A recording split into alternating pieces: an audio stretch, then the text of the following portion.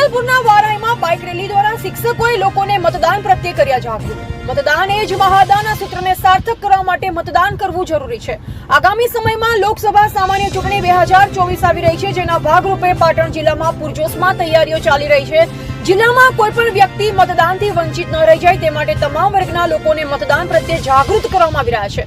આ મતદાન જાગૃતિ માટે સ્વીપ પ્રવૃત્તિઓ અંતર્ગત વિવિધ કાર્યક્રમો કરવામાં આવી રહ્યા છે, જેના ભાગરૂપે સાંતલપુર તાલુકાના વારાહી શહેરમાં શિક્ષકો દ્વારા ભવ્ય બાઇક રેલી કરી શહેરીજનોને મતદાન કરવા માટે જાગૃત કરવામાં આવ્યા હતા. પાટણ જિલ્લાના સાંતલપુર તાલુકાના વારાહી શહેરમાં પ્રાથમિક, માધ્યમિક અને ઉચ્ચતર માધ્યમિક શાળાના શિક્ષકો દ્વારા આજરોજ ભવ્ય બાઇક રેલીનું આયોજન કરવામાં આવ્યું હતું.